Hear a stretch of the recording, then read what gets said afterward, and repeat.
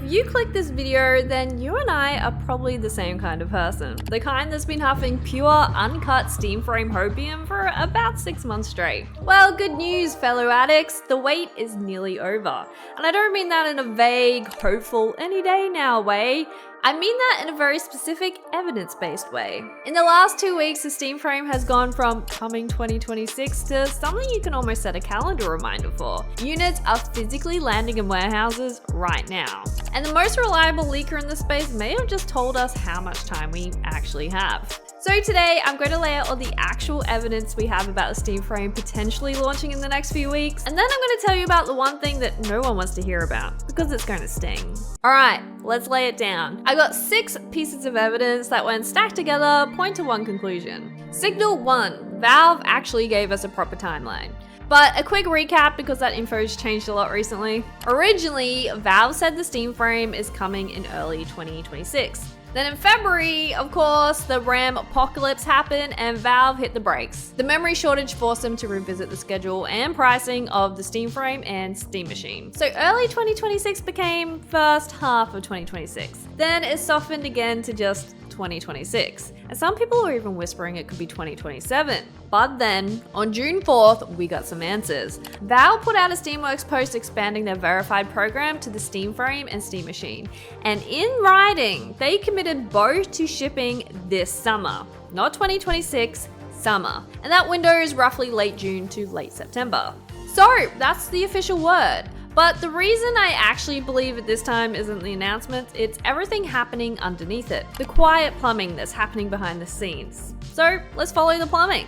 Signal 2. The onboarding software is real, and we've seen it running. At the end of May, Valve added a welcome tour for the Steam Machine into their backend. That's the little out-of-the-box setup walkthrough you get when you first time you switch on the device. On its own, that's a sign, because when the new Steam controller got that exact same treatment earlier this year, the official announcement followed just only a few weeks later. So we've seen this pattern play out once already, but then it got better. Around June 8th, a video leaked on the Steam Frame subreddit that appears to show the frame's welcome tour actually running. This is likely the tutorial you'll see when you first power on the headset for the very first time. But a fair warning, this isn't officially confirmed.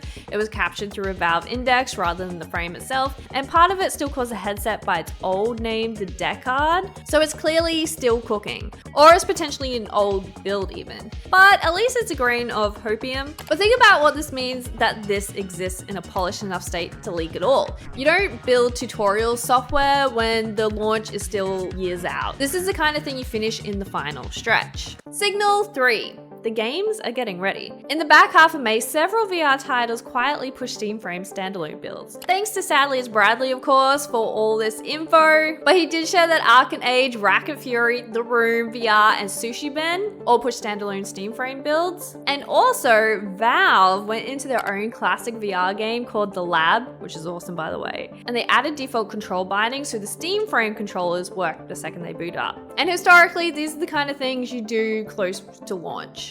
Signal 4. There's been 50 tons of hardware delivered.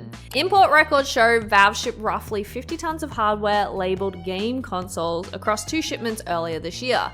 50 tons, that's not a prototype run, that's manufacturing at scale. Which brings us to Signal 5, and this is the big one. The frame is now physically in US warehouses. As I'm recording this, the reliable Valve leaker, SadlyItsBradley of course, spotted the first Steam Frame imports arriving at Valve's US warehouses. The manifest literally tagged them as virtual reality devices. There were some arguments that claimed that the other shipment was probably the Steam Frame, but I think this says it clearer than anything. Which means the headset isn't in a factory in Asia anymore, it's sitting in a warehouse in America. And again, this is only something that happens when you're close to launching. And Signal 6, the regulatory countdown. This one's a bit more obscure, so take it with a healthy pinch of hopium. Some Reddit users went digging through FCC filing, which is where every wireless device has to clear the FCC before it can be sold in the States, and those filings come with document embargo dates baked in. But they've noticed a pattern. For the Steam controller, the user manual and product photos stayed locked until late May, and they only unlocked after the controller had already gone on sale. So if you apply that same logic to the Steam machine, and its paperwork is reportedly set to unlock at the end of June, so if Valve repeats that pattern, that points to the machine shipping around then, and the Steam frame travels along that same trend. Now, some of the original posts digging into this have since been taken down, so I can't point you to any exact source, and I'm not going to pretend it's legit. But the reason it's worth mentioning is that it gives us something we can actually check. There's reportedly a related document set to go public around the middle of June. So if that lands on schedule, that means this theory might have some truth to it. But if it doesn't, then this was all just internet tea leaves and it probably means nothing. Either way, we'll know soon. So to sum it up, we've got summer confirmed in writing. We've got the welcome tour getting polished. We've got games and controllers prepped, and we've got units physically in US warehouses, with also the regulatory countdown pointing to late June. So these are 6 signals, and again, these are the type of things you do just before launch, and none of them is something you do a year out. So I claim the Steam frame is weeks away, but this is a real reason why I think that. But someone asked SadlyItsBradley directly what was the time frame between Steam controller shipments and the announcement, and his answer was 3 to 4 weeks. So if we connect the dots, the Steam frame's units hit US warehouses on June 10th, and applying Bradley's own 3 to 4 week rule of thumb to that arrival, then you kind of land an official announcement window of roughly early to mid-July.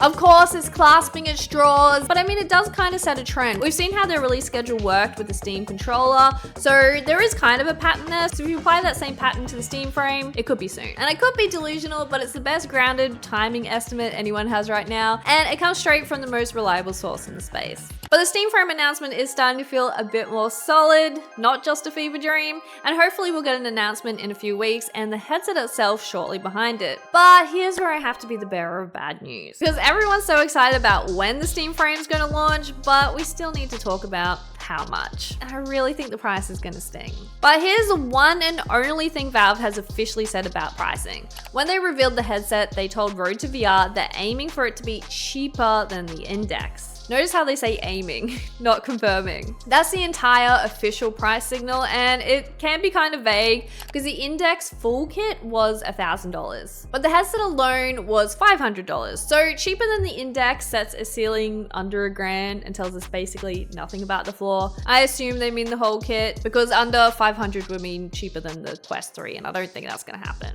But Valve made that comment in November. Then the entire industry experienced a Rampapocalypse. We saw a massive spike in memory demand driven by AI data centers, which sent RAM and storage prices through the roof. And we've seen how this has directly affected VR and console. Meta raised prices across the entire Quest line in April, and the Quest 3 went from $499 to $599, blaming the Rampapocalypse. And then the big one. In late May, Valve raised the price of their own Steam Deck. The OLED 1TB went from $650 to $950 US.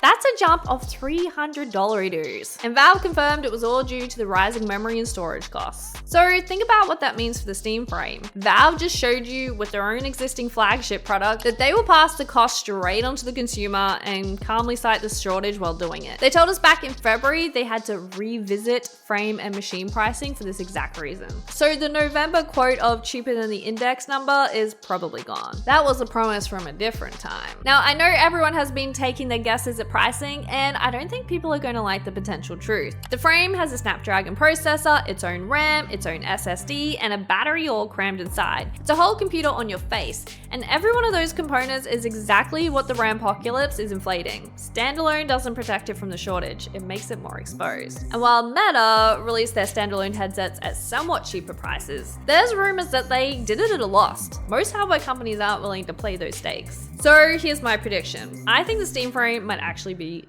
over $1,000. I feel bad kind of saying that. I'm thinking actually it'll be like $999 to slip in under $1,000. And I hope I'm wrong, but I really expect it to definitely be over $800-900. Because think about it, if you look at the other high-end standalone devices like the Pimax Dream Air Slam version, it's over $1,000. And the HTC Vive Focus Vision, which is a headset that's a few years old, is still around $1,000. High-end hardware ain't cheap. And I think we've been spoiled by Meta's pricing, which may not be realistic for other manufacturers. And that's why the Quest is an outlier. It's cheap, and not all hardware manufacturers are willing to cut their profit share. share. And I'd love to be wrong. If Valve walks out and says $6.99, I'll happily eat my words and we can all go celebrate. But I'm not gonna pretend it's gonna be cheap when Valve just put up the price of their Steam Deck. I think that's kind of showing the truth. So let me bring these two halves together. On timing, the wait is basically over. This isn't hopium anymore. We've got units in warehouses, a potential regulatory countdown,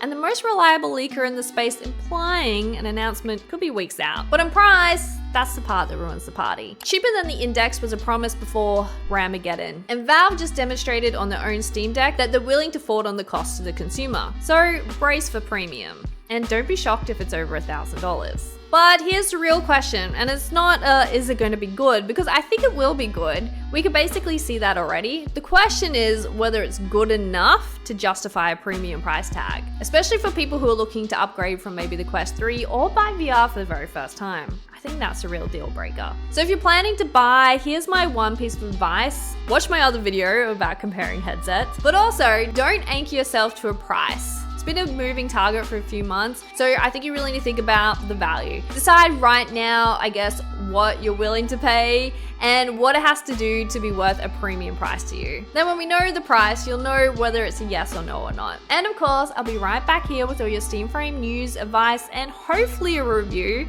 I'm still worried the scalpers are gonna buy a Steam Frame before I do. Until then, I'll be back on the hopium with the rest of you and just refreshing the Steam page, waiting for an announcement. So don't forget to subscribe for Steam Frame news, and I'll see you next time.